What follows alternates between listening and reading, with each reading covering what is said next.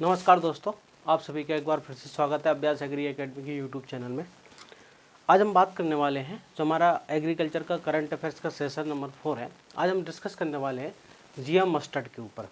जो genetic modified जो mustard है DMH11 जो अभी हाल ही में अप्रूव्ड की गई है, उसके बारे में सारी चीज़ यहाँ पर हम डिस्कस करने वाले हैं।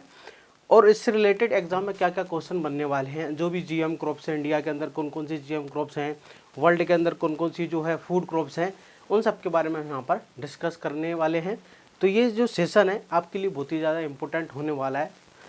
हर एग्ज़ाम्स के लिए, एग्रीकल्चर के जितने भी कॉम्पिटेटिव एग्ज़ाम्स हैं सभी के लिए इम्पोर्टेंट होने वाला है। चलिए, तो हाल ही में आपने न्यूज़ में सुना होगा जैसे कि अंडरस्टैंडिंग जीएम मस्टर्ड क्या है, क्यों रिलीज हुई है, क्या सारी चीज़ों के बारे में हम यहाँ पर डिस्कस करने वाले हैं।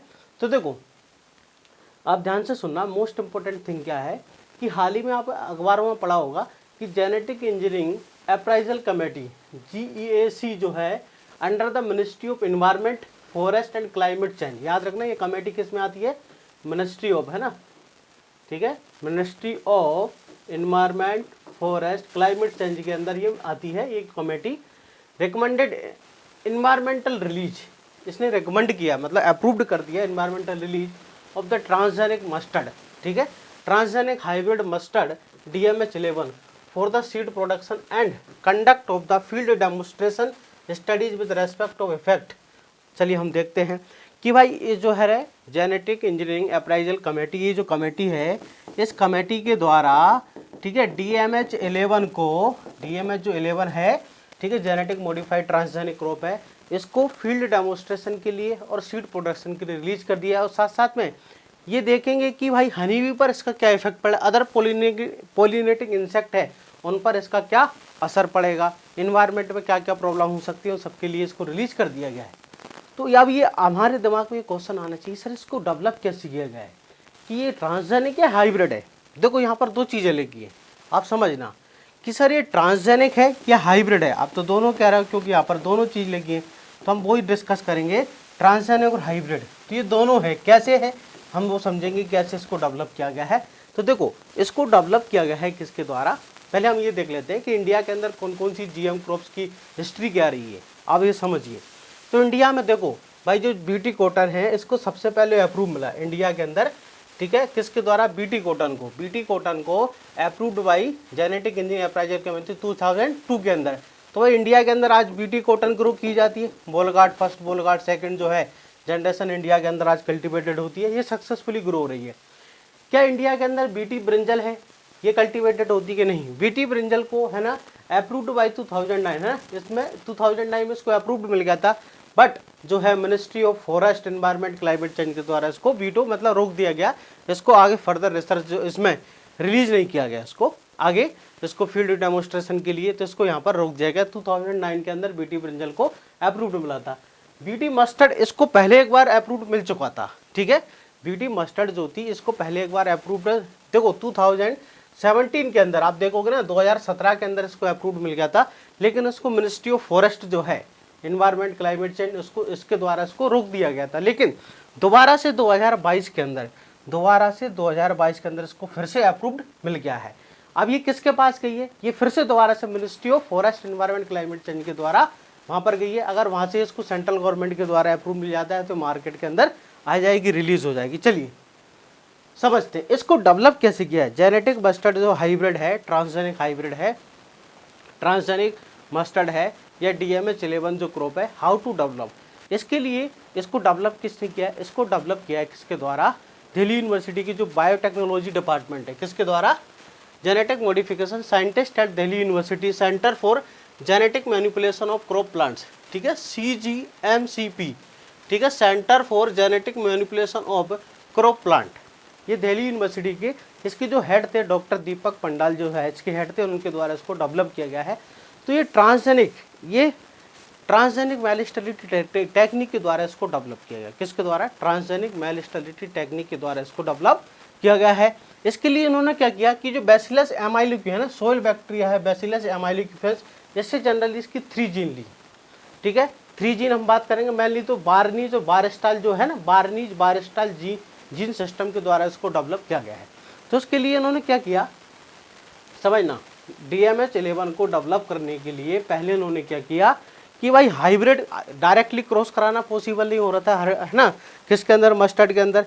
तो उन्होंने पहले क्या किया कि दो अलग अलग जो पेरेंट हैं, ठीक है, अलग अलग जो पेरेंट्स थे, कौन कौन से पेरेंट्स लिए, देखो ईस्ट यूरोपियन अर्ली हीरा 2, एक जो पेरेंट्स लिया ईस्ट यूरोपियन अर्ली हीरा 2, जिसके अंदर उन्होंने क्या की, इस बैक्टीरिया से ऑब्टेन होने वाली जीन कौन सी, तो आंसर बार स्टार जीन इसके अंदर डाली, कौन सी, बार स्टार। उसको आर लाइन की तरह यूज किया, इसको किसकी तरह यूज किया उन्होंने, आर लाइन, ठीक है। जेनेटिक मेल स्टेरिलिटी के द्वारा अगर हम हाइब्रिड सीड प्रोडक्शन करते हैं उसको ट्रांसजेनिक मेल स्टेरिलिटी कहते हैं, genetic male sterility.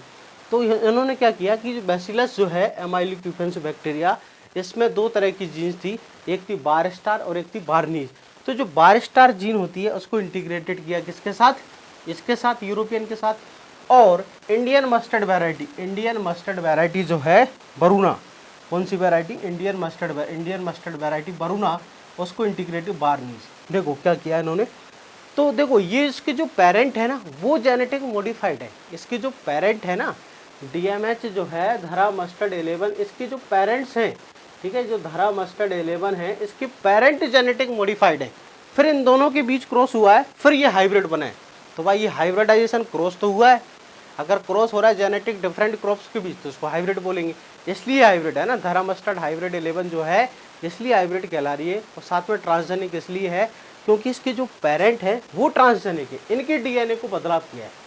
Sir transgenic क्या होता है, अगर किसी प्लांट के किसी ऑर्गेनिज्म का हम DNA में अगर कोई बदलाव कर देते हैं तो उसे ट्रांसजेनिक कहते हैं। तो भाई हमने क्या किया कि इसके साथ बार स्टार जीन जोड़ दी, बार स्टार है ना, ठीक है, क्या बार स्टार जीन क्या करती है, याद रखना, ये मेल स्टेराइल लाइन है, क्या है, ये मेल स्टेराइल लाइन है। तो ये इसको हमने फीमेल पेरेंट की, इसको हम ए लाइन भी कहते हैं, याद रखना, इसको क्या बोलते हैं, ए लाइन। तो ये फीमेल पेरेंट की तरह हमने यूज किया, इसमें पोलन का प्रोडक्शन नहीं होगा, इसके हमने पोलन लिए, इन दोनों के बीच क्रॉस करा दिया, ठीक है, इसके पोलन इन दोनों के बीच क्रॉस कराया। अब जो F1 बना ना, F1, ठीक है, F1 जो बना, F1 उसमें हमको क्या लेके आ रहे हैं, F1 में क्या लेके आ रहे हैं, ये बार्नीज जीन जिसके कारण पोलन नहीं बनता, लेकिन हमको F1 में फर्टिलिटी लाना है। तो हमने बार स्टार जीन, ये जो है ना बार स्टार, ये क्या करती है, बार्नी जीन के इफेक्ट को कम करती है। मतलब F1 जो बनेगा उसमें बार्नी जीन क्या करेगी, ये जो बार स्टार है इसके इफेक्ट कैंसिल करेगी, जिससे F1 में पोलन प्रोडक्शन होने लगेगा।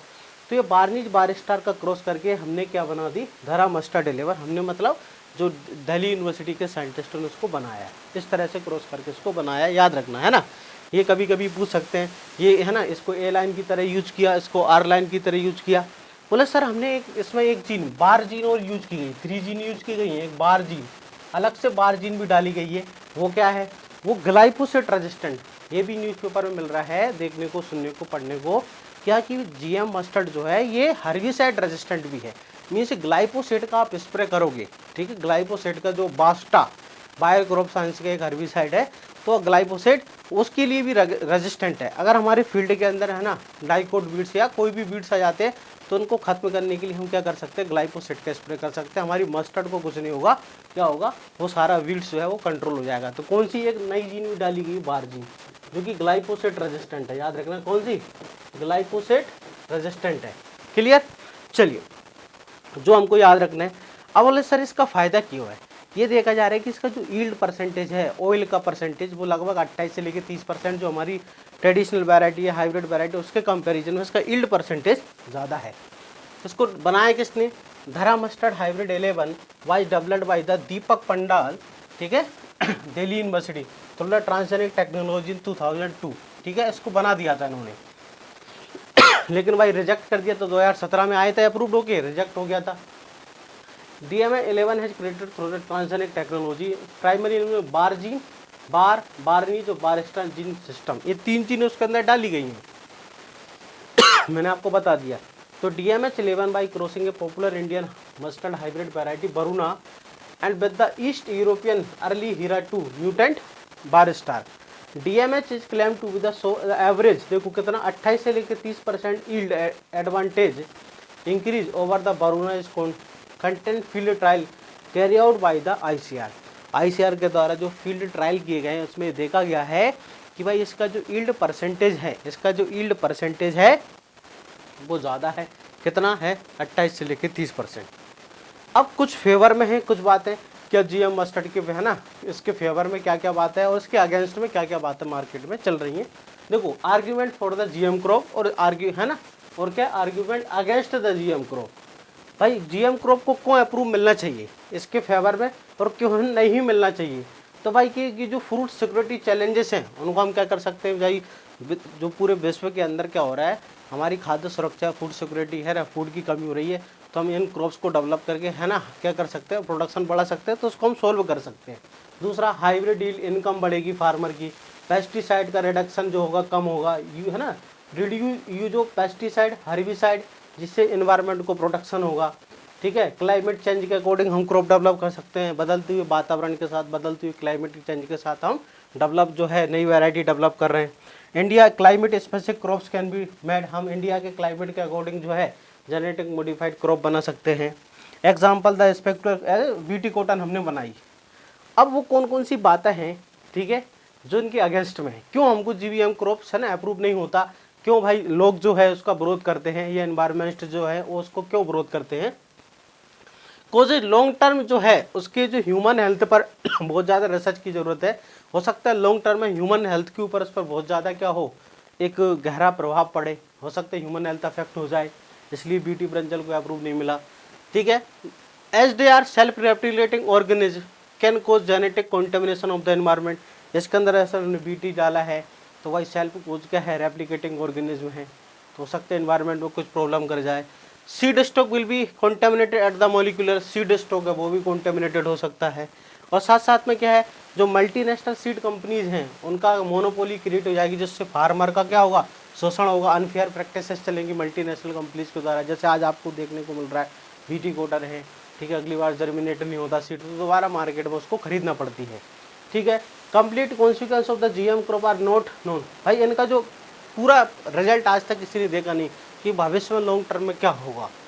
ठीक है, and case study BT cotton crops हम ये देख रहे हैं कि भाई उसमें है ना जो फार्मर को बोला गया था कि हर्बिसाइड रेजिस्टेंट है, पेस्टिसाइड रेजिस्टेंट, लेकिन यहाँ पर आप देख रहे हैं BT cotton crop loss by farmer due to the pest attack. उसमें बोला गया था कि पेस्ट अटैक नहीं होगा, लेकिन उसमें पेस्ट का इन्फेस्टेशन देखने को मिल रहा है, तो किसान को फिर भी पेस्टिसाइड का छिड़काव करना पड़ रहा है, तो उसकी जो है इनकम कम होती जा रही, पैसा ज़्यादा खर्च हो रहा है। ये कुछ बातें हैं जो अभी डिस्कस की जा रही हैं। अब जो मैंने आपको बता दिया जीईसी के बारे में है ना, 2017 को उसको अप्रूव मिल गया था।